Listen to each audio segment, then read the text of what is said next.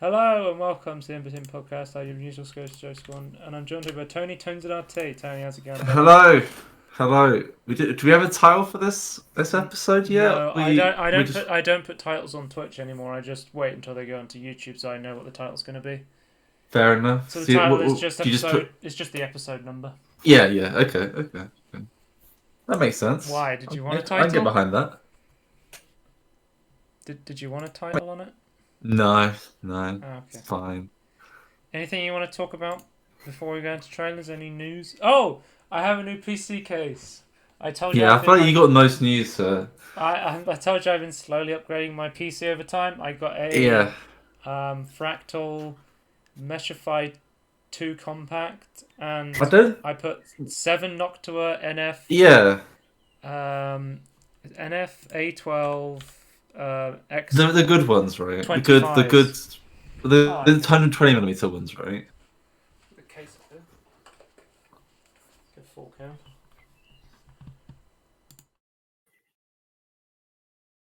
Yeah.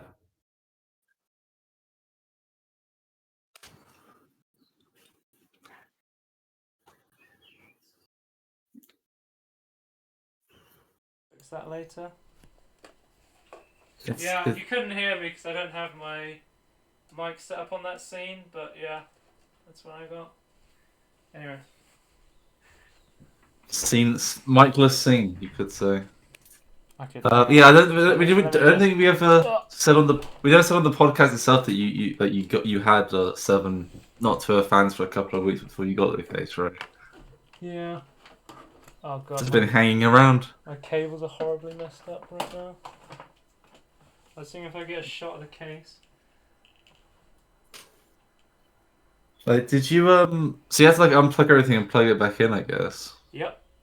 because like you can't, yeah, 'cause you Look can't at like that phase it through tempered the glass. case. Look at the tempered glass side with no RGB in it. Hang on. Love to see it. Yeah, I feel like you're like the Marcus Brownlee of like matte black, no RGB, no lights. And I feel like I'm gonna go full like I don't really call it like streamer gamer, like with just like RGB everywhere is kind of my plan. RGB everything. Yeah, so I want like the Corsair light loop fans because they have like the fans themselves light up and there's a loop around it. You'd love to get the live fan tour. The live fan Yeah, tour on the podcast. You'd love to see it. yeah. I'll intro and fan tour. Yep. That's what we There it want to. is. That's what we want to see. Yeah, But yeah. yeah. That's what I've been doing the past 2 weeks. So I took it. Basically, installing new fans into a case and moving all of your pieces into a new case takes us about as much time as building a PC from scratch Yeah, almost. you're basically doing the majority of the work of building a new PC, right? Because the only thing I could like not unplug was the NVMe drives and the RAM, and then everything else Yeah, has to be unplugged. So yeah. I think it took me like I think I started like 3 o'clock in the afternoon. I think I finished around 10 or 11 or something like that. So, Oh, really? That long? but I had dinner in between as well. So Oh, okay. You had a little break. yeah, I had like probably like an hour break for You had the little dinner. Kit Kat TM break. So it probably took me like Whatever. 5 or 6 hours or something Yeah. to yeah take the pre-installed fans out, put the new fans in, Oh design yeah, everything the way I the want. cases coming with pre-installed fans, don't they? I Yeah, it forgot comes with about like that. some two That one actually forties annoys me. dynamics. Well, they get them Like, cheaper. yeah, no, I understand games next to this thing, but as someone who doesn't want to use their fans, like, I wish there was an option to not have them. Well, like a cheaper version without fans. Yeah, like I understand. I'm not getting like Yeah, if I understand like for someone who just wants the most bang for the buck to get free fans, that's really good. But for me, I don't want to use their fans. I'd rather get a cheaper one, and I personally save money. yeah. I think it's just logistically, it's just they get them at such a big Yeah, bulk they're good. discount. Yeah, it's gonna. It Yeah, doesn't make sense to not make a version without because there's such. I don't think there's a huge marketplace because I know on my original case I only ever used the stock fans. I think I will say a this majority of from a people manage. will just use stock fans. Yeah. Most people do. I just say from my experience of like my small experience of having like multiple SKUs of a product, like and having to track it, it's much easier just to have one Mm. opposed to two.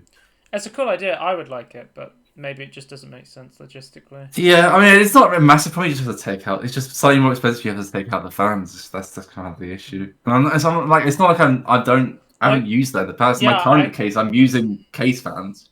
I could have just used the include fans, but the thing is, I specifically No, wanted you the want. AF12 Yeah, I think X25s you because want. they had their because They're so usually good. 140s are usually generally a bit better for noise They can and move more air. yeah and airflow, but the Yeah. NF X12 X25 PWM it's like the best it is the best 120 and it just beats Yeah. 140s as well somehow. Like it's Well, crazy. it's just because it's so much better. It beats other lesser brands for 140s. I don't. It doesn't beat the Noctua 140 though, does it? Um, Because I thought I think if it might you do. check at I the haven't same looked at brand, all the normally numbers. it shouldn't. My understanding is because I have been actually learning about this in the past 2 weeks. Actually, that's what I've been doing. Been learning wind turbine equations for Right. some reason. Um, but yeah, Tell like me more basically about the wind bigger the turbines, Tony. Tell me more. well, the bigger the area, the more air you can move. So that's just like it's just like a physics thing. You can't bypass that. So I wish there was more YouTube videos specifically about fans and airflow. I think yeah, that there's would have been not very like useful. Jay talks about it a lot, but he never makes like a proper tutorial video. I love how Jay just put out a new video. It was like water cooling for beginners, Yeah, and that was he actually really good. no, but I'm going to complain about this video because he It was said really good still. he it's better than nothing. But he said water cooling for beginners, and then he gets like custom tubing Yeah, and yeah. no AIOs, and I'm like, can't you? If But this that's not video's no, but that's not water cooling.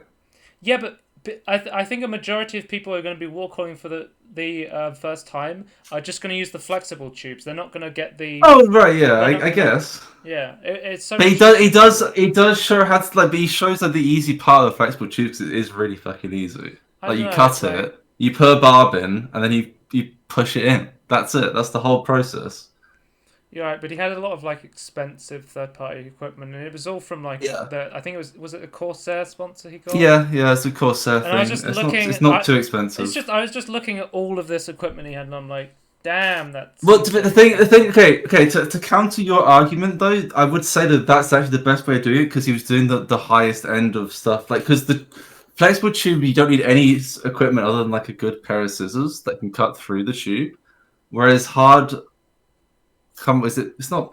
What's the? It's I not acrylic. It's like the other plastic. But hard line tubing is much harder to do, and like teaching that, I think is more important. But I would if he was going to do walk on for beginners, I would like him to start with he just build a small system and he just goes, this is an AIO, this is how you hook up an AIO, and then he does a system where he goes, this is if you want custom tubing, this is how you Yeah, hook I up guess. flexible tubing, and then he did the big Chungus build where he goes, okay, this is the most expensive, most custom water cooled thing you can do because he's the water cooling guy. I get it. Yeah, I don't have a problem with it because like hardline. I think if you can do hardline, you can do any sort of water coding. So I don't know. I don't have a problem Yeah. with it. I don't have a problem with it. I just wish it was more like there was more skewing towards more budget and more different types Right, of water but cooling. he's doing. I don't. I personally would not have AIO in time of water cooling video. I don't think there's any point in that. Like you're just mounting a radiator and attaching the water block to Yeah, the but not CPU. everyone That's the knows how to whole do like thing. AIO That's stuff. fine, but there's a ton of videos on how to install an AIO. Okay. Like that's really easy to search for. But he said There's not much he water said cooling the video stuff. was water cooling for beginners, so I was like, maybe he would include Yeah, that. I personally don't consider AIO as water cooling for beginners. Okay. That's its own separate thing, in my opinion. All right. Are we finished now with the news for what we've been doing? the, I think so. I think so. The update. Okay. The Walking Dead Saints and Sinners Aftershocks. The Walking Dead Saints and Sinners is getting a free story DLC coming out. I Wait, don't is this remember. the? I don't remember if I talked about this when we talked about the Oculus event, but in case I didn't, here it is again. I may have already talked. Sometimes I talk about stuff on the podcast and I forget I've talked about it, but I'm interested to play The Walking Dead Saints and Sinners again Is this? because. Sorry, go on. Is this one I got confused with? Like, it's not the one I think it is. It's like the other No, one. this is the good one. They came out in Right, 2020. right. Yeah, yeah. Okay. Because there was another Walking Dead VR game that was really bad. And that one was shit. Right. Okay. So this is the good one. Yeah. Right. but I got this in the Humble Bundle. But the problem was that it only has smooth locomotion movement.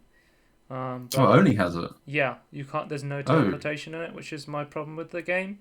Because I was getting a bit motion sick. But I think I've been basically every time I've been playing lots of VR out, and I'm trying to get my VR legs in, and every time I can play with like weird locomotion movement, I've been playing it like I've been playing with like the LA Noir like walking movement oh, or the yeah, yeah, Gorn yeah, yeah. skiing movement and stuff like that. And I've been trying to train myself. Like I can drive a car in LA Noir and VR, and I don't get motion sick. Whereas I feel like before I would have got like heavily motion sick doing it. So I might be almost ready to play The Walking Dead: Saints and Sinners. Is would you? Is a car not easier for your brain to like acknowledge? 'Cause, like you're not, like you're just sitting in a car and the car's moving and you're not moving.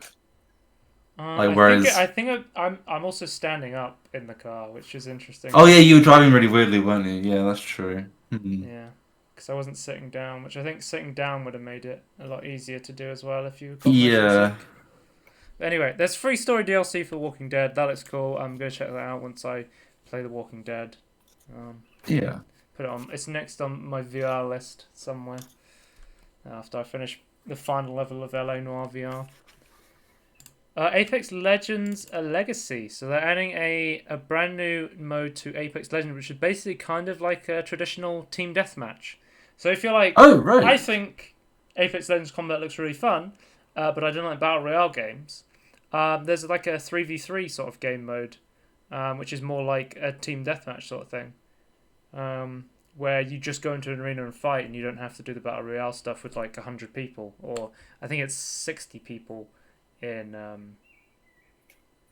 Apex Legends. So yeah, I think this is a very good way. I think Apex it's been incredibly popular. It was very popular in the beginning, and then it kind of died down a bit when they didn't update it for a long time. But then it saw like a Yeah. big resurgence when they put it back onto Steam, and kept putting a lot of updates into it. So if you wanted to check out Apex and you were like, well, I don't like battle royale games, this is going to be the game mode for you to try because this Yeah, is really it's fun. good to have more options, right? I have 500 hours in Apex Legends, so Oh really? take it from me, I fucking love this game. So yeah, but yeah, check that out.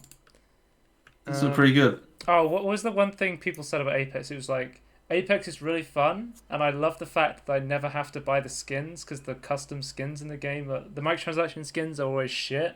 So I never feel the need to buy them. I love that about the game. Okay. Dead by Daylight's new tone. Basically, their story kind of battle pass is out now.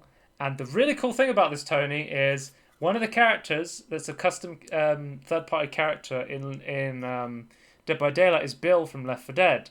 And this Oh, tone okay. completely focuses around Bill's backstory in the like Vietnam. I think he's in the Vietnam War before the zombie virus struck. So we actually get to see Yeah. like background information on what happened to Bill before before the zombies came. So it's pretty cool. I have looked at the battle pass. There's like a boomer charm from like Left 4 Dead that's pretty cool. You can get like a costume for Bill puts him in like army clothing, like in Vietnam. This is on the free battle pass this way, so you don't have to pay for this content. Okay, that's There good. is other content if you want to buy the premium pass, but yeah. Basically, the way the battle pass works in Dead by Daylight is you complete objectives, which levels up your battle pass sort of thing, and then that unlocks new story points as well. So you get to like learn backstories on different characters inside the game while unlocking cosmetic content, which I think is a pretty cool way to do it. Yeah, yeah. Um, Actually, yeah. but like this like little cinematic sort of trailer they put out was pretty sick. Yeah, so they're not going to the backstory too much in the actual game he's from. Which no, not really. No, okay, fair enough. There's not really any there's not a lot of backstory about Bill in Left 4 Dead. I think it's pretty baseline sort of thing. Right, okay. Let me look up Bill Overbeck on the Left 4 Dead wiki. Let's have a look. It's kind of a Just goes expanded into the lore. fact that he was he was a Vietnam vet.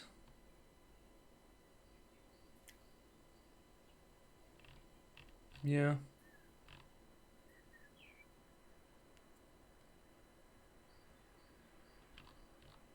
I think there's a bit, but I think this goes more into it, sort of thing. Because Yeah, we I mean, don't. this is way more than I've ever heard about him. I know a little bit of Left 4 Dead stuff. But I think it's interesting that like Valve like just lets them. I think they wrote this stuff as well. So. Yeah, I assume they licensed this out, right? So Mm. like, yeah, Because a lot of the time, what happens is Dead by Daylight will get the rights to secure like a third-party character, but then yeah, what happens is it gets stuck in like copyright hell where they can't make custom skins for it or they can't like do updates to it because it could tarnish the brand if they had control over how the character looked.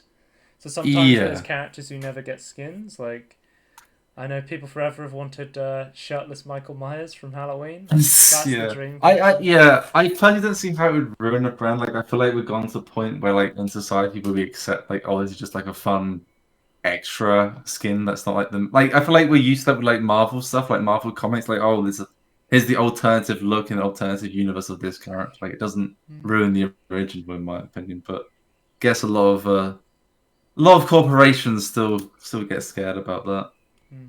But yeah, that I thought was pretty cool. Game Builder Garage. We got a new announcement for a Switch game, which is pretty cool because essentially what this game is it's game dev for beginners on the Switch. So it uses what's called block programming, which is Oh, kind yeah, I really love of this. similar to the style of.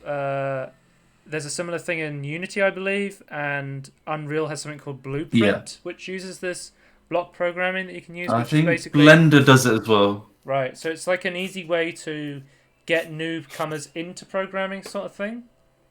Yeah. Um, and when I look at this, I'm like, oh, you can create your own like little games and then upload them, sort of thing, and other people can play them. This could be like the Switch's version of PlayStation's Dreams, if you know what I'm saying, where people just make lots of custom Yeah, or games. like a little, yeah, more, I guess less Little Big Planet, more like Dreams, yeah. I'm like, this is a very fucking good idea. What has Nintendo done to fuck it up? So, every time Nintendo does something cool, they also fuck it up. So it's worth noting, according to the site, you can only share levels with friends by exchanging codes and not just uploading them For online. fuck, why? So that means if you want to download like other people's games, you'll have to download So, them from a. You'll have to like oh get my a god. code from a third-party website This you is, host. can I just say, this is so stupid because it means they have a database where you can access it, you just need the code for it. But it Yeah. means that if they just added a server list of all the levels, then you could access everyone's. Hey, Nintendo are not understanding online things. Name a more iconic duo. Yeah, Yeah. Hey, it looks cool. Um, it does look cool. because this is how they did like they hosted like an official website for codes for Super Mario Maker 1, I know. Um, Right. so people could go to that to get So codes. wait, 11th of June, 27th? I don't understand American dates. It confuses me because I think it should go small then to bigger and bigger, but sure. Yeah, it's coming out on the 11th of June. So Yeah. that's going to be cool to check that out. Oh, and also we've if you saw our spotlight video that came out, we played Resident Evil Village. Um, Yep. and the demo was up long enough I where somebody can't. made a Barney the Dinosaur mod for it. Where it just turned all the zombies into the Barney the Dinosaur. Did you see the one that turned like what's her name, Lady uh, Dimitr Dimit Dimitrescu into Thomas the Tank Engine? It is nightmare fuel. No, I've Hang not. on, I've not seen I've got to that. send you an image of this. Look at this.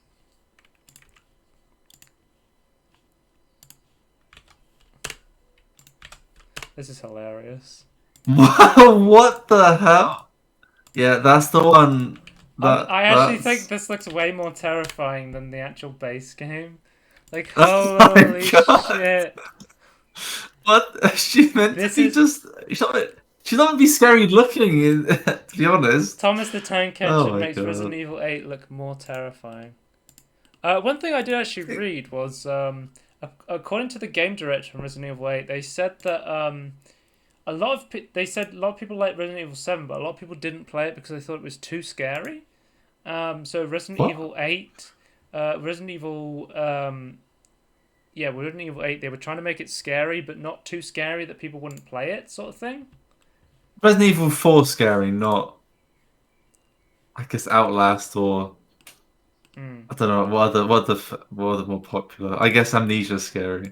Yeah, but I thought that was interesting because I was like, when I was playing the demo, I did find it like less like scary, or there was like less jump scares and stuff than they had in like number 7. I think I prefer from what I because obviously I've not played. I think I own 7 now, but I've not played it. I've only watched I you play the also own demo, right? 7. Yeah, Yeah, I but haven't I feel played like from it. what I've seen, I prefer. I got to Tony. I've It got to. has all the good parts of 4, and I like that. I can't play 7 yet because I haven't finished 6. So Oh, you're going in order. I I forgot. gotta finish. Sorry. I gotta finish 6 first. So just gotta Yeah. know the story.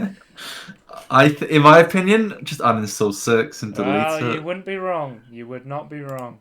I fucking 6 can Alright, fuck off. let's go into quick news. I'm gonna try and be Quick quick. news. I'm gonna try and be quick on quick All news. We'll right, see how it goes. I'll hold you Um, to that. iOS 14.5 update has added PS5 and Xbox Series X controller support. Wait, is this the one with the privacy change as Yeah. well? So as well as Face ID, free Yeah. iPhone unlock. So if you're wearing a mask, you can. I think Oh yeah, you it's can a use like really your good one. you can use like your Apple Watch to unlock your phone. Yeah, yeah. Yeah, Um, I thought it was quite cool. I and then, get of course, it has the app tracking transparency, which Facebook is very angry about. how dare these tell people how we Yeah. use their data? And they're even like putting out messages to people using Facebook and Instagram on 40.5 saying, this data collection helps us keep these services free. Would you want to pay to use Facebook? And I would like, Yeah, no, I would can I pay just not to say? use Facebook. Can I just say? I realize Facebook is doing this in like an annoyed, like they're clearly very annoyed. But in my opinion, that's kind of what the point of this is. It isn't just to force you to not like track data. It's just like to tell the user like how the data is being tracked and why. Hmm. Like I think that's actually what it's supposed to be for. Like they're doing it like like okay. You remember in this? I don't think this isn't worldwide. I don't think. I don't think this is an American thing. Like we have a like if you use a plastic bag, you have to like pay 5 or 10p, right? Yeah, because of When it environment and first stuff. came in, like it's like 6 years ago now, everyone was like, "Oh, here's this one hack to get around it. Just reuse and bring your own bag." And I'm just like, "That's the fucking point. What are you doing? You've hacked the system, Tony. You've hacked the system. That's what they wanted you to do. You My morons." my my dad always has one of those reusable bags on him at all Yeah, times. same. He I have carry. them I as think well. I think he carries like 2 of them folded up in his pocket everywhere he goes. Yeah, I keep them in my car because I don't really go shopping. Like I don't really walk to the shops 'cause it's like slightly too far. I have to pick up the heavy stuff I want to buy. Mm. Yeah. So interesting. I will just say like the controller support maybe points to xCloud, Yeah, I was thinking on that the actually. phone sort of thing would make a lot more But sense with they've this not. change Yeah, I wonder if they're going to change what they on said because of iOS. the court stuff.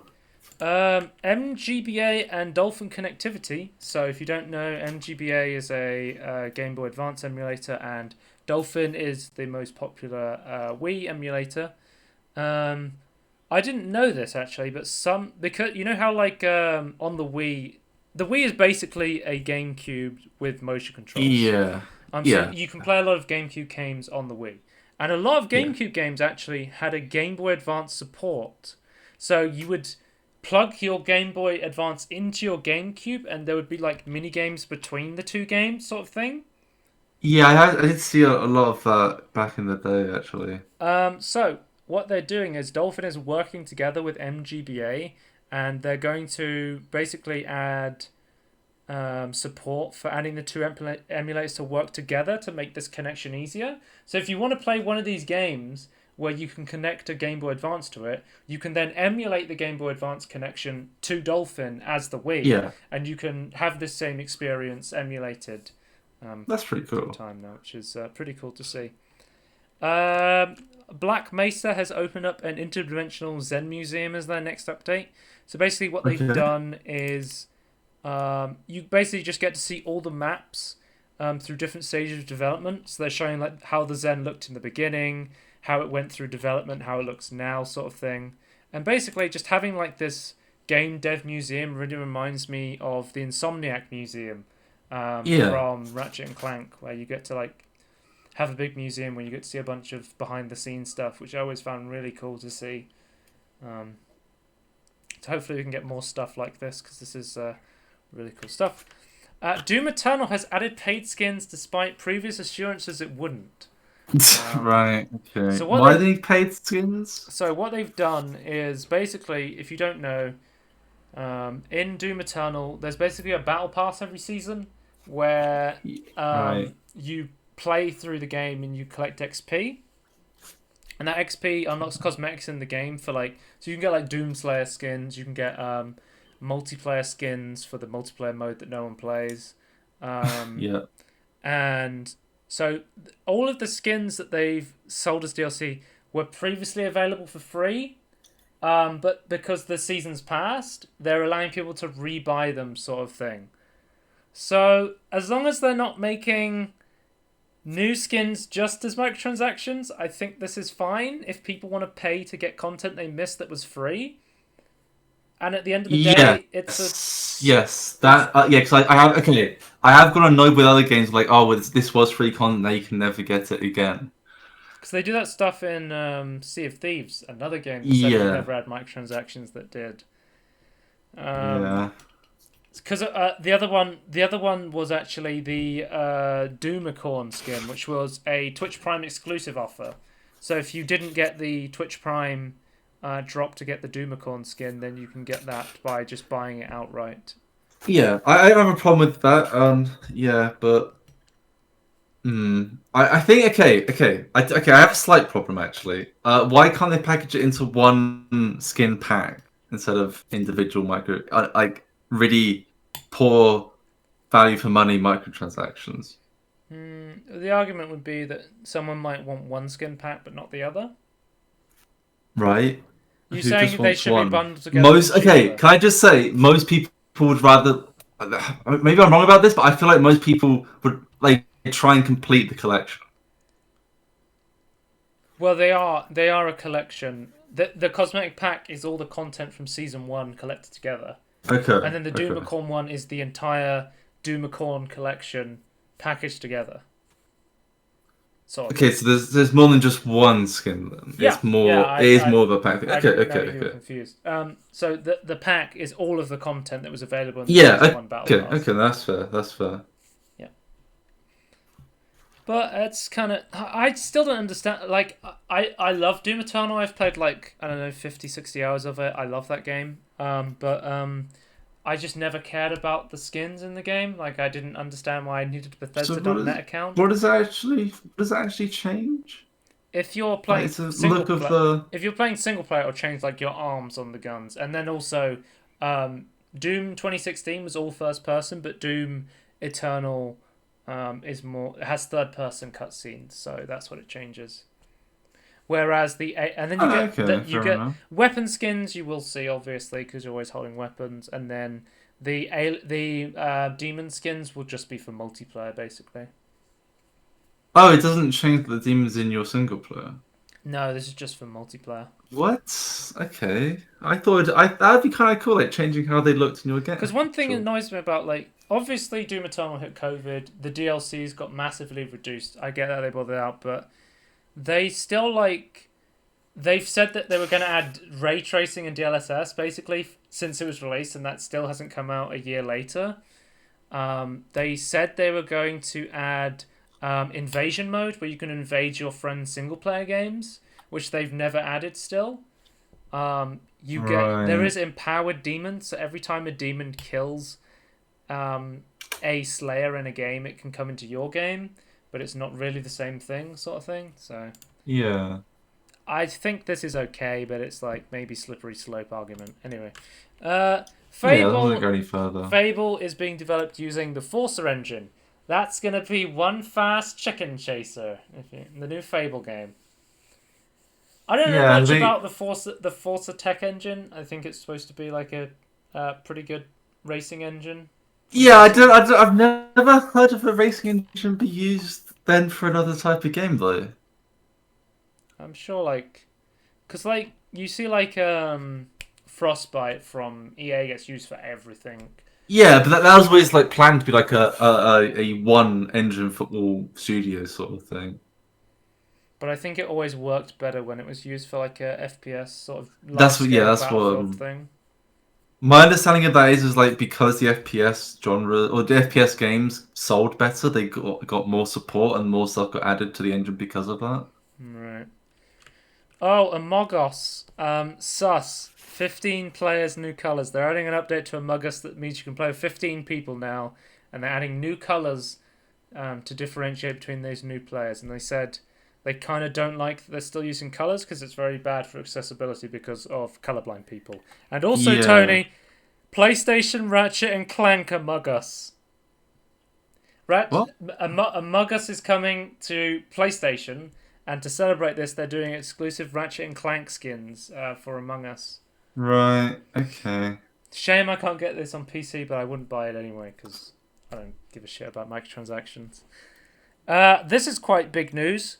Possible Outer Wilds DLC, Echoes of the Eye leaked via Steam Record. And the really interesting thing is, both the developer and the publisher responded with some eyes on Twitter. So, guys, it's basically confirmed at this point. Right. Okay. Both Mobius Games, the developer, and Annapurna Interactive, the publisher, responded with an eye to this news that there could potentially be an Outer Wilds DLC coming out. I'm not sure how to feel about an Outer Wilds DLC, I gotta be honest with you. It's the kind of game where it'd be really weird to have a DLC for it. It's like if sure could you not okay if it I assume what you mean is like if it was like a continuation, right? Well, the problem is it's a self-contained game, and the whole point is Yeah, you're supposed to explore this one area in like one loop sort of but thing. could they not make like a small standalone, like a small experience that's like alternate But to would like the it be the main same story? gimmick where you're also in I a don't know. different time loop, or this Maybe it is doesn't have a time loop. Maybe it's like a different problem or yeah, this is something. I where don't I'd know. have to ask like a lot of questions about. Well, I thought I would just yeah. It's the question you only ask once the DLC's out. Yeah, I'm gonna need to know more about this because Yeah, yeah, for sure. I don't know. I feel like I don't know. Outer Wilds is one of my Kind of favorite interesting. games of all time, and I'm not sure how they could do a DLC for this. So, But I'd be surprised. I'd be happily surprised if they did it. That's just what I'm thinking here. researchers I find don't new know. CPU vulnerabilities and say fixes would kill performance. So there's a new Spectre Another variant. Spectre. Yep. Ugh. So this is going to affect Intel and AMD CPUs. So everyone's being Wasn't affected.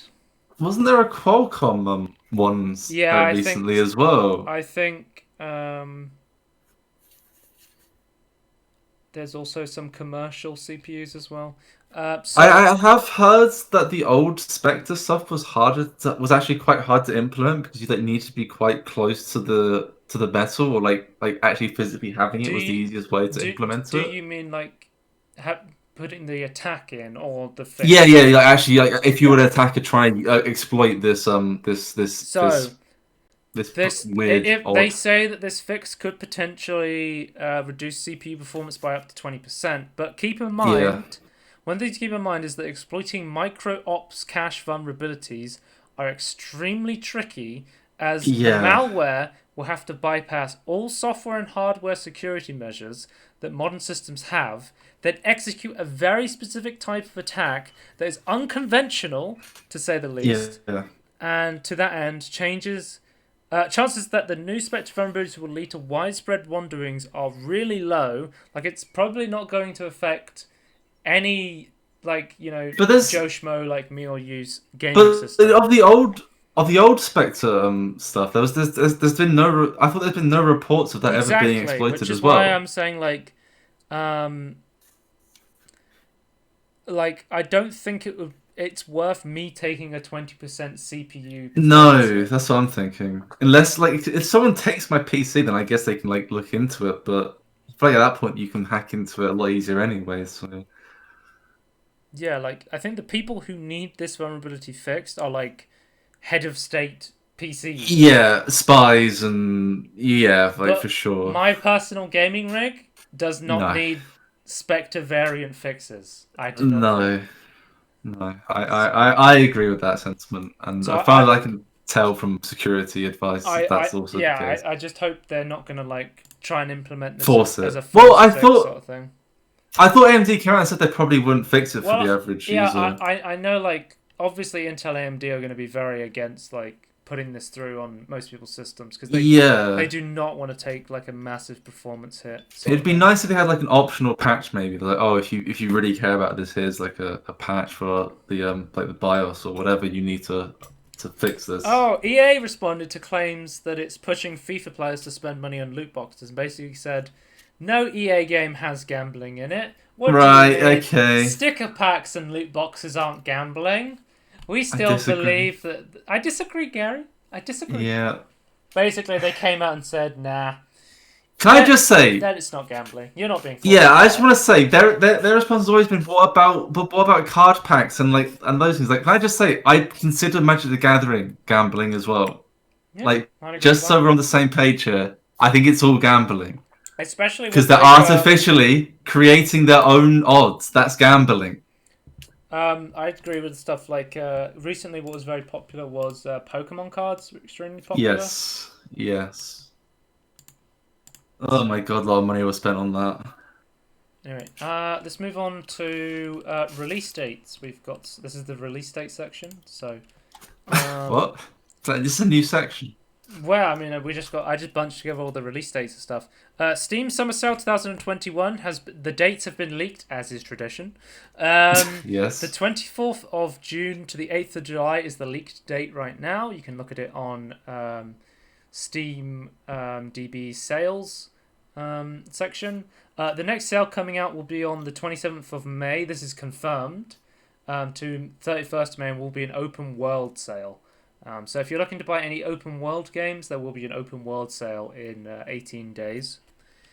Nice.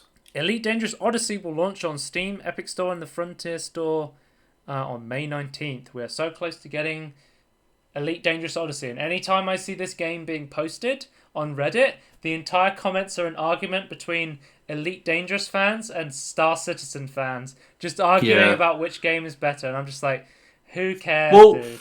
I want to say, like, when do you think Elite Dangerous would get all of the Star Citizen, I guess, mechanics and content before Star Citizen comes out at this point? Because like they seem to be like really pushing it at this point. Yeah, who knows? Anyway, Saints Row the Third Remaster is coming to Steam on May 22nd. This was a Epic Store exclusive for a year. If you remember, we talked about this before. It's already been a year. Yeah, I believe it's. Holy shit! They usually do a year exclusivity. Yeah. So yeah, I think it was at the start of 2020, sort of thing. I can't believe I've completely forgot about this existed for a whole year. It's because it existed on the Epic Games Store, Tony. Well, I also thought I didn't need it considering I've already played it. I mean, it definitely looks better. Like I'm not saying this is the best, I did look at like, a comparison video between the original and the remaster. It does look really cool. But you said you thought the second game. Yeah, the second one is a game that a lot of people I think would really like to play, but I also know I can't remember what game series this was, but I know that they did like an easier port of like a more recent game or an easier remaster of a more recent game before they went back into the older ones. And also I don't know who that was now. The original Saints Row is still not on available on Steam either. You have to get it on Xbox, I think it is. I think that's fine. Okay. I don't know much about the first game, so I think it's fine. I've played a little bit of Saints Row 3, and it's mostly what I do in GTA, and it's running around Batista. Yeah, honestly, yeah. If you're just doing a shooting thing, I honestly think I don't know, like it's because I know the AI and like the police mechanics in GTA are more robust and like more interesting. But I don't know. For mucking around, I'd recommend.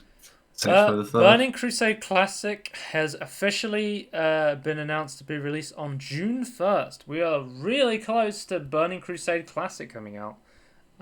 Pre-patch will be on May 18th, so in like a week or so from now. And basically every single Classic fan is saying, this is way too early to release it. This seems like it's... They are not prepared. Are they? You can't choose which like patch. Like you can't like if like say like it's like the June the 2nd. Like I can't go back and play Classic part at that point. No. So they're having separate servers for Classic, so you can still play Classic. There will always be a Classic realm for the original Classic, and then there will be another server for TBC Classic. Okay. It's like a separate. So why? Okay, so this so this is like a separate one. It's like an always updating. So it's like there'll be like 3 servers at some point. I don't actually know if you need the Burning Crusade Classic. I don't actually know if you have to purchase the Burning Crusade Classic. I think. Or if you just need a subscription. Well, the thing is, you only needed a subscription to play WoW Classic. Because I mean, technically, I own Burning Crusade because I have every expansion for the normal one. When I bought it, I bought all the expansions up to Warbirds of Damascus. Warbirds of Damascus, right? That's a SIPS reference, by the way, to those who don't know. I remember him saying that. I made a shitpost picture that was a bunch of warbirds from Damascus. I remember. Okay, here we go. Yes, but if you want to keep your original, if you're playing Classic now and you want to keep your original character in Classic, you have to pay like an additional fee, sort of thing. Oh, it's actually the thing I forgot about that. Oh, yeah, that is too early then. Like maybe they should implement like a system like once it comes, once they release a new update, like you have like a 3-month period where like you can freely move over to the like you can stay on the old version and then like you could so you have like 3 months to switch. You don't have to pay an extra fee to play on the Burning Crusade Classic server. It'll be included with your subscription. Okay. But you can buy a deluxe edition, which people are very angry about. What's deluxe do? You get a bunch of cosmetics that will be available in TBC Classic, and people are like, they're adding fucking paid cosmetics to TBC Classic, which is something people are very a subscription upset about. game. Yeah. Yeah, because they were saying double dipping. And then that's another like slippery slope thing where people are saying, well, if they add mounts, they could add other stuff, and then.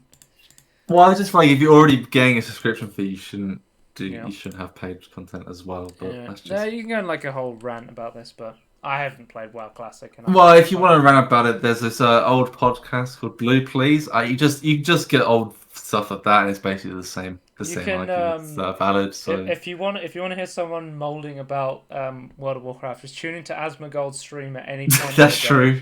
Yeah, that's true. So just check that out. And if he's not talking about it, I understand if you just start talking about it in chat, he'll eventually discuss it. Yeah. Nvidia news. Nvidia wants to put AI in charge of in-game haptics. Researchers say machine learning could generate immersive and accurate haptic responses in games. So if you don't know what haptics are, basically, like when you press a touchscreen on your phone, it feels like you're actually pressing a button. That's like a haptic. Or you press a controller and it has like a vibration back to you. It uses either sound or vibration or both at the same time. Even as far as like having those full rumble pack body vests where you get like shot and it makes like a reaction and it's like, oh, it feels like something's happening. Like, I think that's a good idea to put like machine learning behind like figuring out how to make it more immersive. Yeah, how to make stuff more immersive, especially when you consider like Nvidia having their skin in like VR and AR and stuff like that. Because it's such a weird and abstract thing. Like it's like something like that AI would be perfect. Like try and figure out what is optimal. Because like how would you even start approaching it? It's like what's the theory of like what makes haptics better? It's like how the hell would you know? So this is like kind of maybe not a perfect use of this, but like a really good use for AI in my opinion. Well, not knowing too much about it. It seems like the other way, because there's like, of course, there's like Gabe Newell's always talk about brain-computer interfacing, but then this seems to be more like the physical feedback that you get from still being in like control sort of thing. Human interfacing feedback with computers. This is the meat sack interaction, not question straight though. To the brain connection. Is this going to help me with VR porn though?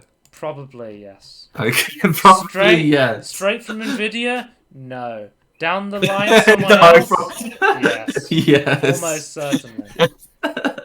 That'd be a great full stroke from Nvidia though. Just like, yeah, we've teamed up with Pornhub. It'll be like We've got AI It'll be haptics. like Linus Tech Tips say joke from Yeah, this year, where he became one of the top yeah, creators on OnlyFans as a meme. yeah. Top 1% creator. That's what you love to Um, see. I didn't click on this. I don't think. The Nvidia RTX 3080 Ti's been leaked, but it's not a real card at this point, and it won't be a real card when it releases. Well, it will be for a handful of elite cabal elitists. Yep. So you're going to get 12 gigabytes of GDDR6X, and it looks like a lot of the specs that have been leaked are actually quite similar to the 3090. So it seems like it's going to be skewed. Yeah.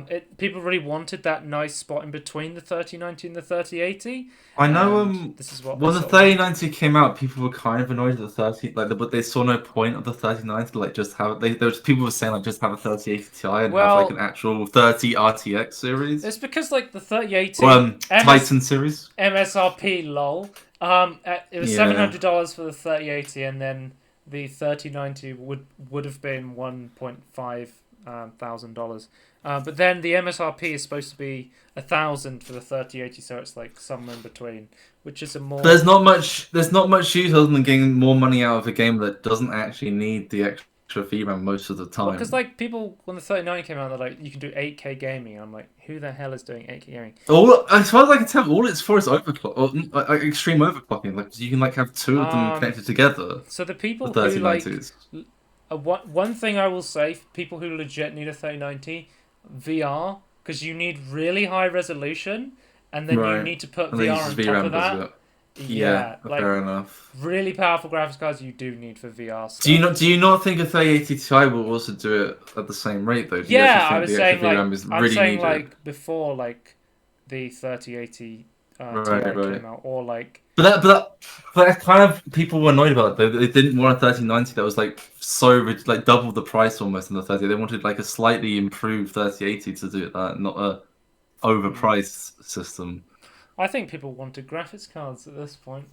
At this point, yeah, but this was like back before the super Yeah. we got post scarcity. What's it when you go back to having scarcity? Believe it's called the Dark Ages. Right. Okay. The graphics card Dark Ages. They Yeah. will be referred to when we went back in time in scarcity. Yeah. Despite having more created than ever before. Speaking of VR, there is some clickbait going around recently. Basically, there's been like lots of articles saying Oculus will sell you a Quest 2 headset that doesn't need Facebook for an extra $500, and you only have to pay $500 to get a version that doesn't have Facebook. Look how crazy it is that they're selling this crazy version that doesn't steal all your data for like $500 more. That's not what it's for. It's a business version of the headset. So basically what it does is it lets you sideload apps sort of thing. Like if you're a consumer, you're not going to be buying this headset. Yeah. And basically the reason more of a development sort of thing. Yeah, it's a development headset. It's for people who are it's for businesses who are actually using this headset to develop their product, and they don't want to share their data with Facebook sort of thing because of competing. But could I use it as a user, as a non-data harvesting headset? You would have to pay $500 extra. You have to pay $180 annual fee a year after purchase, which covers sort of thing. Oculus's business services and support. Yeah, and that's I fair. don't think you can just straight up run like normal apps sort of thing on it. I think you have to like sideload sort of thing. Yeah, okay, fair enough. So, Right, index it is then. I guess. Well, Valve's probably going to be coming out with a new headset in like the next couple of years, so it's probably just worth waiting to see what they have. But Yeah, I'm gonna wait anyway because I need a. Yeah, it's not worth it right now for me. I still want to try Quest 2. I think I'd be very interested to see. Yeah. Well, speaking of Facebook, Facebook is buying the developer behind VR shooter Onward, one of the most popular VR shooters right now, is being bought up. It's like VR is such a niche market that like the really good VR games, a big developer like Facebook can just go, yeah, I'll take that. You're mine now. Yeah. Which is kind of a shame, but obviously they have said. Facebook says the title will continue to be available on non-Facebook VR hardware going forward. Yeah, but didn't Oculus say before they were completely absorbed by Facebook that they would never collect data? They said you would never have to log into a Oculus headset with a Facebook account. Yeah. That was, I believe, Lucky Palmer said that. But Yeah. he no longer works in the company. He left a long Oh, time it's ago. okay if you fire the person who said it, right? Okay. So yeah. Oculus already worked with Respawn on the Medal of Honor VR game, which got like kind of mixed reviews. I think people are like struggling to run it, and even then people are like it's kind of okay as a VR game sort of thing. Right. Right. So they've already tried to do some like VR shooter stuff with Respawn, but it'd be interesting to see how they like implement onwards developers into the Facebook ecosystem. Whether they'll release a new version, they'll release a new game that's like an Oculus Quest 2 exclusive, like they're doing Resident Evil 4, or what they'll do with that sort of stuff. Oh yeah, I Next got up, Resident Evil 4. next up we have Activision. Spy Reignited Trilogy and Crash 4 character designer confirms he and everyone who worked at Toys for Bob has been let go, which is fucking shame because I've been playing through Spy Reignited Trilogy myself personally, and it's fucking amazing. I want Toys for Bob to remaster more stuff because they did a really good job. So is it just, it's just like completely dead at this point though? Like, there's no. So what's happening is, according to Andy Robertson from VGC, I was recently told that virtually every studio at Activision is now working on Call of Duty. What? Everyone is working on Call of Duty Warzone. What? What? They've done like you know how like Half-Life Alyx. You know like how Half-Life Alyx comes out and Valve goes, everyone works on Half-Life Alyx now. It's like that. Yeah, but I feel like Activision doesn't have the system that's able to then like go back to making normal games after that once they've done this though. Because like because the same thing happened at Valve because they had Campo Santo Games was making In the Valley of the Gods, and then they got moved to work on Half-Life Alyx, and now In the Valley of the Gods is presumably cancelled, like sort of thing. Oh, and they're right, working on the next Citadel Half-Life VR game, so we'll have to see. That kind of sucks. Everyone's working on Warzone because if you don't know, Call of Duty is Activision's cash cow. Call of Duty Mobile made billions of dollars.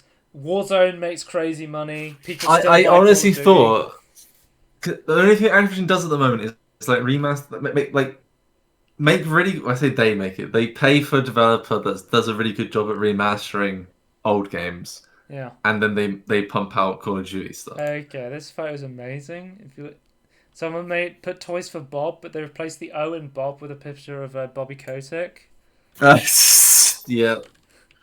That's the one. Is he got demon horns or is he? No, he's hiding. Right. Well, I think we need to put them back in, guys. Okay. But yeah, basically, Activision has then put out a statement saying Toys for Bob remains the lead developer on Crash Bandicoot 4 amid transition to Warzone support studio. So basically, they said here, Crash Bandicoot 4 being the catch here, it's a released single-player game. They're most likely just adding small hotfixes, while the majority of the team has been moved to Warzone.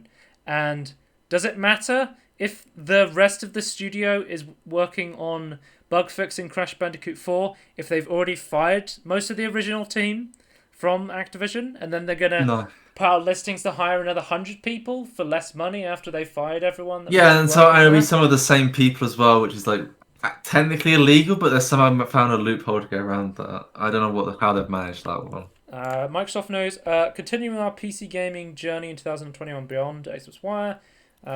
We've got announcement Halo Infinite multiplayer will have cross-play and cross-progression, so you can play it on PC or Xbox and have cross-progression there. They've said that they're going to continue to have Premier PC support, so Xbox will continue to release games on PC with super ultra-wide advanced graphic options and more, which is cool to see. Large improvements coming to the Microsoft Store later this year, which we talked about, and of course the 88% cut for developers on the Microsoft Store, the 12% cut that gets taken away from the devs, similar to how the Epic Games Store works. Yeah. So I get. Yeah, I kind of want to talk about this a little bit before we move on. I just want to say, like, because I've been very critical of I still am, but I'll explain. Like, I want to like distinguish. Like I was thinking about this yesterday. Actually, I want to distinguish between what I meant to say and what I think I said instead. I've been Okay. very critical, like, 'cause, like Epic like always talks about like this like split between developers and like the percentage they get from game sales, right? Yeah. I don't have like I think it's very good that like these things are getting lowered, but like I feel like using it as an example of how something is a monopoly is a really stupid idea. Like it doesn't show anything other than the fact unless you're showing it like they can get away with it. It's like that's not really Well, evidence I think itself. the idea is that there's a 30% cut in iOS, but then, Yeah, for Steam example, and iOS all have them. but I think that the problem was they were saying, why does Spotify not have a 30% cut? Like that's the Yeah, idea that, I still don't think that's an argument. I think any but platform can I ask think anything they want. I think from a systematic system when you're giving certain developers a lower cut, that's kind of a problem. And then of course the fact that they were Hmm. forcing certain developers that Yeah, wanted to okay. stay So free to add microtransactions to their yeah, so apps. right, I see what you mean. So the argument of like why the like preferential treatment, that's completely fair enough. But from reading what Epic's put out a lot of times, even like before the app was up and when they're going against Steam, they seem to just they. I honestly believe that what they're trying to do was get like the average user or the average Twitter goer or the average Reddit to like try and like be on their side. Oh, see, Yeah, we're trying that's to for be sure. helpful, which I disagree with. I think it's good. Like, I think that is actually a competitive stance that's really good for Epic Store compared to Steam, and I think it's very good and a good way to like compete with Steam. But I think the reason they bring up the fact that certain people get less cards, certain people are forced to do it, is because you don't have a choice on iOS. You're Yeah, forced yeah, into yeah. this monopoly sort of thing, which is Yeah, the yeah, I problem. no, I understand. Yeah, no, in terms of like the preferential treatment thing, I completely understand it. It's just like when they bring it up by itself, like oh, we have like they sometimes what they do is they compare to themselves, like oh, we have they arrogantly say things like oh, we have this cut and you have this Danny, cut. I understand they then talk about other stuff properly, we've but got Epic versus Apple coming up later, okay, so okay, save it for that's now. fine, that's fine. Humble I said Bundle, what I want on that. Humble Bundles come into the news recently. So, Humble Bundle had put out a blog post, a note about sliders on unbundled pages. So they were going to revamp the layout, and they were going to split the tiers between separate pages because somehow that's How supposed to let you see is things more what? clearly than having all the options on one page. And then they were going No, to disagree. remove sliders completely and have fixed two preset distributions. So the default would be 85% to the publisher, 5% to charity, and then 10% to Humble. And the other would be 80% to the publisher, 15% to charity, and 5% to Humble. It's like What? on the Humble charity bundle, you can't give more than 15% to charity. Like that seems kind of insane. I Like think they've completely lost it. so, the reaction to this change was strongly negative, not just because of the new limit on charitable donations, but because it was quietly rolled out to some users in March as an unannounced test. So there were some Right. people who got this early sort of thing. The sliders were already hidden away for a lot of users. Like, I bought a Humble Bundle recently. I was like, oh, I should look at the sliders and then change them around. But it's like, it's really hidden away in UI. Like, it's hard to find like the ability to give like charity more and less to the developer or Yeah. Humble sort of thing. But hold up, wait a minute. Humble's a couple of weeks later have completely backtracked on this, and they've said in the coming weeks we will roll out the update design, which will include sliders that work exactly as they did previously. Once Right. the new design is live, we will continue to iterate on it, incorporating feedback from the community into an ongoing evolution. So Yeah. they've They're completely evolving. they've cut back on the idea of removing options by getting rid of sliders completely to try and simplify the process. Well, if they And want to simplify the process, why don't they just have why like don't they have presets you both? can select, then show the sliders still? Yeah, they could have both. They could have Yeah, I both. know. Like this is my biggest gripe. People that say, "Oh, we want to simplify." It's like, yes, you can simplify something and still have the complexity underneath it. It's not a problem. But yeah, I thought it was kind of interesting because I like Humble Bundle. I buy lots of bundles from Yeah, Humble because I like yeah, the fact that I can get a bunch of games for a really cheap price and then give a lot of money to charity. Because at that point, it feels good to be like, hey, this like I bought Minute Fun Racer recently for full price because I knew the whole of the donation was going to charity sort of thing, and I was like, right, okay, that's pretty cool. Because recently there's a Devolver Digital sale at the moment, and that game's on sale, and that confuses me because putting it on sale means it gives less money to charity. But I guess there's people like me that usually will only buy a game if it's on sale. So maybe you're trying to I think sell it to those the people. idea is the number of people, not like how efficient each sale is. I think it would have made sense to make the base game on sale and then keep the tiers the same, but all of the tiers were on a 20% sale. Because you could buy it for a more expensive price to give more money to charity, sort of thing. Like, yeah, you do like a tick box, like, oh, I want to buy it at full price, sort of thing. But that sort of stuff doesn't really exist on Steam, sort of thing, right now. But yeah, like all of the versions were on sale, which means like if you wanted to give more money, you'd have to give like a specific amount at a 20% discount. So I guess you could wait until it wasn't on sale if you wanted to give more money. Yeah, I think like for those who have the money and then want to give more money, like having a tick box to turn off the sale would make sense there. Anyway, that's just a bit of a tangent about charitable donations through video games. PlayStation news. PlayStation Now has begun rolling out support for streaming 1080p compatible games on PlayStation Now. That's right, guys. The entire time that you could stream PlayStation Now to your PC, it was streaming at 720p. And I find it funny that it's like PlayStation Now is the 720p streaming thing, and Now TV was the 720p. But I've got 2K TV monitors. Can they? The technology's not there. Okay. You have to remember, like, most of these games are running on PS4s, so, or PS3s even. So like, yeah, I guess that's. It's not like an emulated thing. They're like they run it on a PS4 and then they stream it to your computer. Is how it works. That's kind of an insane. Yeah, why don't they just emulate? So. But then that would take like a big. You wouldn't be able to use this if you didn't have a graphics card, sort of thing. Or are you saying they should emulate it? No, they on their side, like, on like their own like massive servers, like instead of having it. I guess they might have like, I don't know. Just have, I don't know, if you emulated it, you could technically have better hardware to then scale up. I don't know. PlayStation emulation isn't like, I think it's quite hard. At least and no one's worked on it, so yeah. Like, I think PS2 is pretty solved, but I think like PS3 and PS4 is like. But didn't it take a very long time to get a really stable PS2 emulation? I remember like back the old PS2 emulators being quite really resource hogs. You have to have someone who knows more about emulation than me. Okay. The main one I know about is Dolphin, because that's the Wii one. Yeah, you hear about that one all the time, yeah. So yeah, So I played PlayStation Now ages ago in like a beta version, or back when it's 720p version. I talked about in this podcast. I played David Cage's Heavy Rain, Waggle-tastic, streamed from a PS3 onto my computer with an Xbox controller, but then I couldn't complete an action because I didn't have a DualSense controller. So I actually the first thing you had to do? It was like getting out the shower or something, but I got soft locked out of the game because I needed to do a motion control, and I'm like, I don't have a motion controller. I've got an Xbox controller, and there was no way to skip it.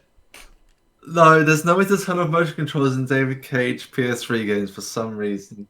Anyway, yeah, when I tried like God of War on it, like I tried like I think it was God of War Ascension or something, I found that there was a noticeable delay. Like, I think if you're gonna play like single player games that don't require very quick twitch movements, it's probably fine if you want to play like one of the PlayStation exclusives through this.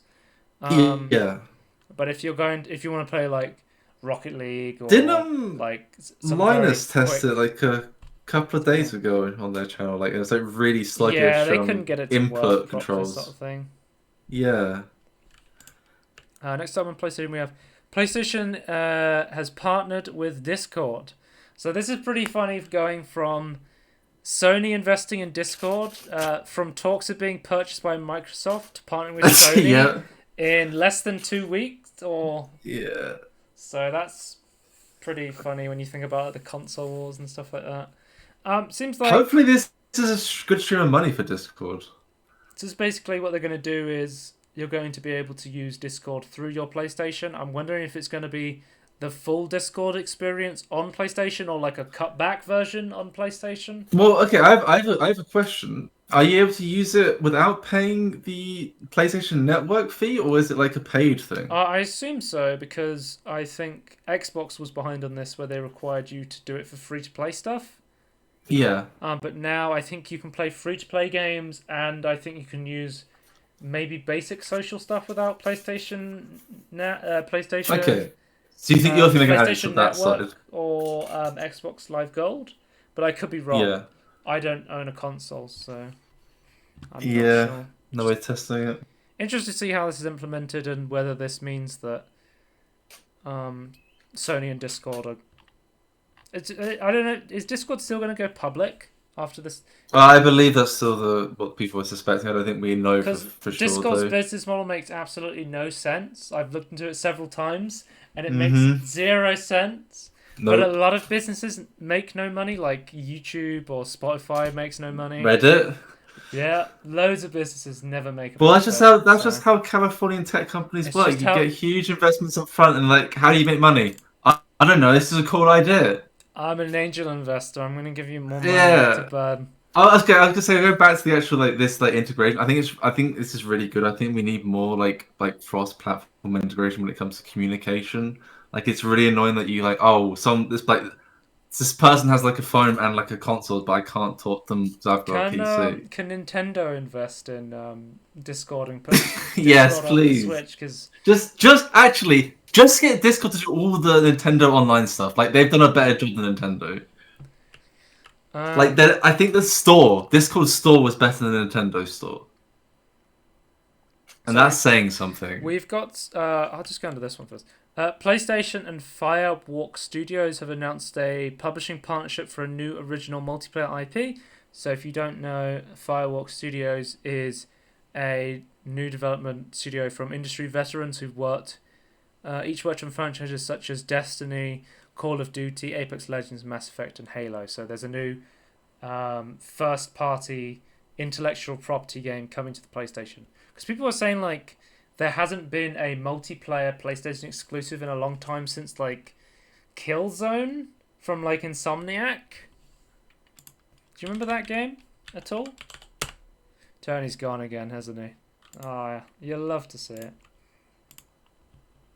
Deafened? Hello? Hello? How long have I been deafened for? Just come for a minute? Okay, right. I was like, Tony's not talking. He must have gone somewhere. I was basically just saying how PlayStation and Firewalk Studios have announced a publisher, and they're a bunch of veterans from like Destiny and Call of Duty and stuff.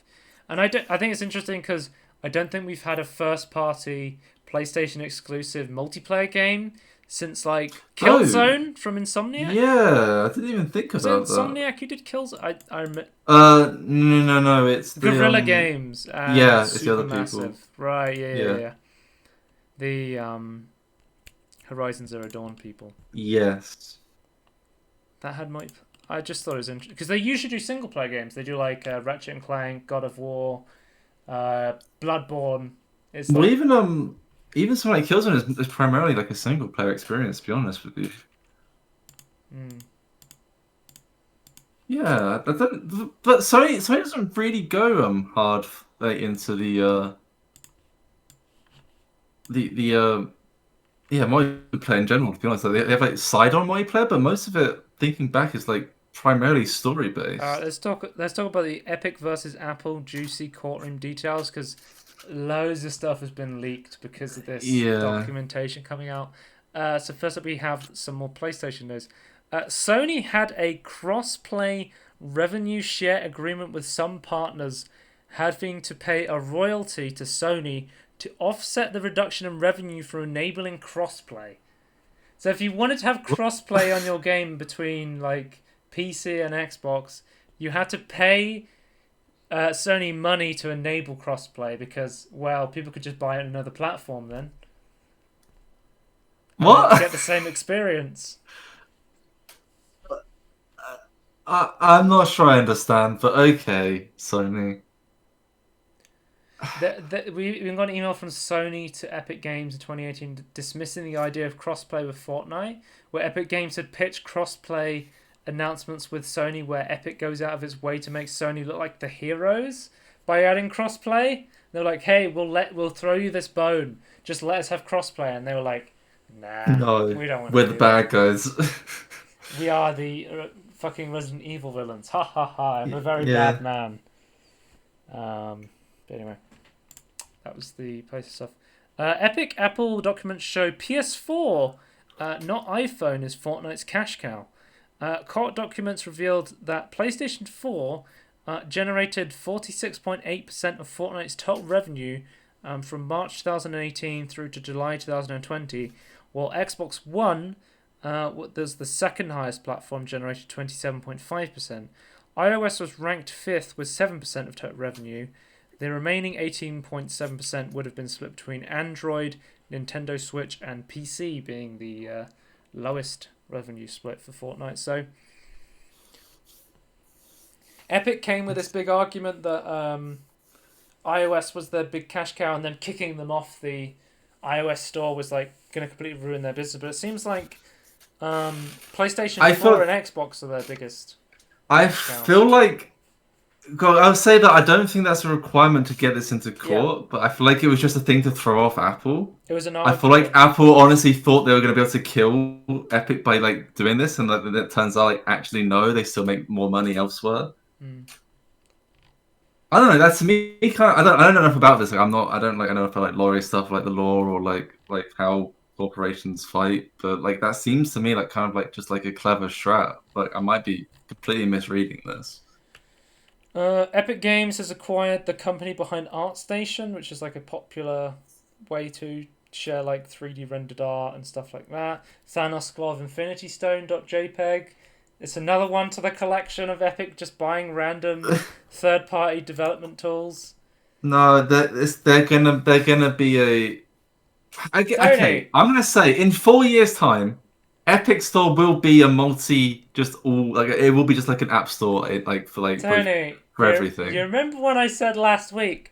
I reckon that Epic is just buying a bunch of apps so they can use them in their lawsuit Yes, I do. Yeah. to say that they are just theory confirmed. They are a third-party app store. Yep, yeah. That's exactly what they did in their lawsuit. They said, "Hey, we have the itch.io store inside of our store. We have a digital storefront inside our app. We have a web browser, a painting app, a 3D model app, a music app. You can download Spotify through Epic for some reason."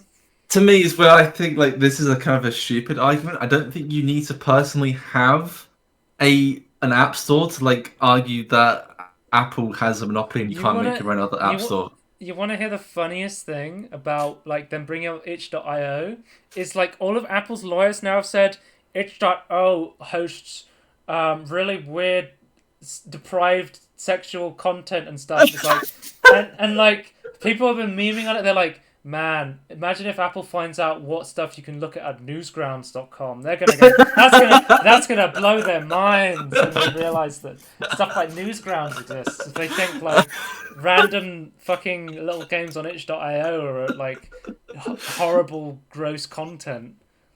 Yeah, that's kind of funny. It's like what did someone say? We now have the official definition of NSFW inside President in a law case is that now means not safe for work.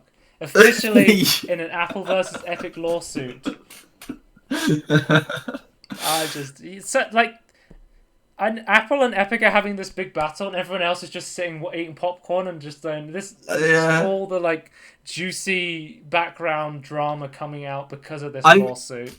I find it quite interesting because I feel like even if Epic didn't do this lawsuit, from what I understand, there's like a huge amount of antitrust against Google and Apple and Facebook at the moment in the US.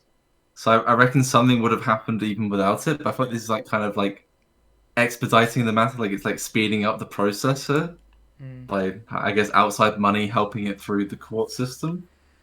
So there was a leaked document on the Epic Games Store, free games, which shows until September 2019, surfaced, which basically shows the buyout price, the claims, and the new account creations for every single game Epic has given away for free. So the big spends they made were on Subnautica for 1.4 million, Mutant Year Zero for 1 million. They spent 1.5 million on getting all the Batman Arkham games on for free. What are the other big ones? Celeste for 7.75 million. Inside was 800,000. I believe from what I read. Too bad. I said there's not too bad losses for them then. Well, I was saying, like, even if they keep spending money on free games, they're still making, like, insane amounts Yes, I of, mean, like, their other revenues. And yeah, this is still creating a lot, like, there was almost 1 million accounts created just to claim Subnautica. And I was reading really. some, Oh like, shit. yeah. And I was even reading, like, some more stats that came out where it's, like, so many people created accounts because of the GTA 5 deal. Because GTA 5 was free on Epic, like, yeah, there was, like, crazy amount of people who signed up just to get GTA 5 for free, sort of thing. Which is kind of insane. that is actually insane. I mean, I guess it had, like, I only. There's, like, if you want to look more into it, there's detailed stats, like, how much money they spent on the game, how many new accounts got created, how many of those people who are just free players actually got converted to because I've only bought spending two players on things. Epic.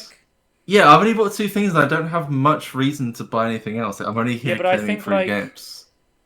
me and you were there to claim free games, but you've bought games in Epic now, and I've bought. Yeah, Ghost Runner, absolutely. so in the stats, we would be counted as converted to paying customers now. But yeah, I feel like I'm not fully converted. Like I feel like it's still not competitive enough with Oh, Steam. Like, I mate. still prefer Steam.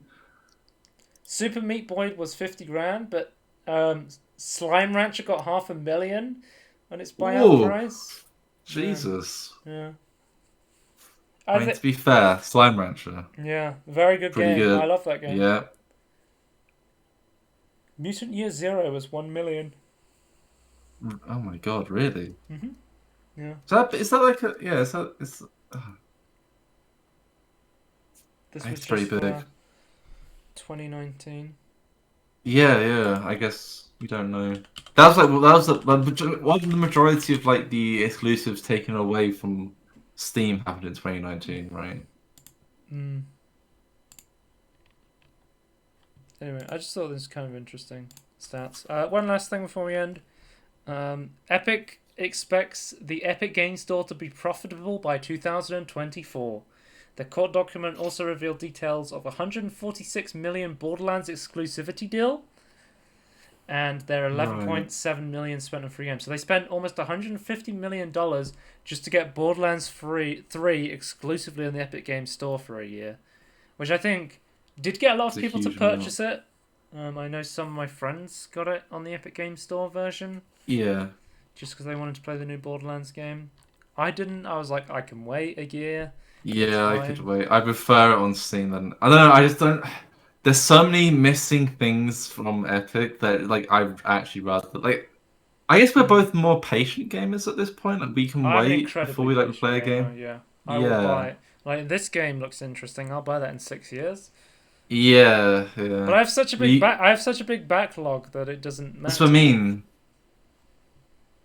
But even with like the free games on Epic, like I'm getting a bigger backlog, right? Like not all of them are good, but like some of them, like I want to play this. And I legit play a lot of games I get free on Epic. Like I've played Yooka-Laylee and Impossible Lair. I played Hello Neighbor, Warzone, not Warzone, World War Z. Sorry, the multiplayer zombie game. Like I've played tons of the free games I've got. So I keep giving me free games, Epic, because I play them. And I think it's not. It seems like it's not really costing you any money, and you've converted me and Tony into a paying customers at least once. So I've got a new business opportunity that'd be far cheaper. Only give Joe free games. It'd be far cheaper than give everyone free games. And if you want to have the anti Epic propaganda, just give me one of those Steam accounts. Valve should give me the Steam account that basically unlocks every single game on the Steam store. Yeah. You can't. I think Valve employees get those. So. Oh really? Okay. Yeah, I think that's like one of the things you can get. Because I know like people look at like Valve employees' inventories on like TF2 and stuff, and like Gabe Newell has like the ban hammer as an item on TF2. And like Right. I think Notch had like a Minecraft hat on TF2 and stuff like that. Okay. Yeah. Some under the table deals happening here. But yeah, that is the end of the podcast. I don't think there's no Peter Molyneux hasn't put out a tweet in a while, so there's no Peter Molyneux tweet. Let's go to the outro screen. If you want to check us out on the YouTube channel and everything in between podcast, check us out if you want to see the VOD. The VOD, of course, if you're watching live, Twitch.tv/Scorn. If you missed any of it, check out the VOD. It will be available for a couple of weeks on the Twitch channel page, and at Scorn2000 if you want to follow me on Twitter for some reason. That is Is there a reason? No, because I never post information about the podcast on Twitter because I always forget. Well, you don't really use Twitter, right? Like it's I use it every day. I use it all the time. Oh, really? I don't post. Okay. I don't post. Right. I'm a lurker. I just follow, and I don't follow anyone I know. I only follow like celebrities and stuff like Right. that. Anyway, Like Katie Price and well, who was I following before I got banned? I can't. You followed remember Jim now. Sterling and Katie Price. I followed Kate. I can't remember. It's like I followed like Katie Price and like some BBC presenter. Then I followed Jim Brian Sterling. Cox? I was like, right, you're banned. Did you follow Brian Cox? Maybe. No, I didn't get that far. I think I was planning to. Oh, okay. Anyway, yeah, come back in 2 weeks where we will talk about more video game news. That's the end of the podcast. Goodbye. Bye.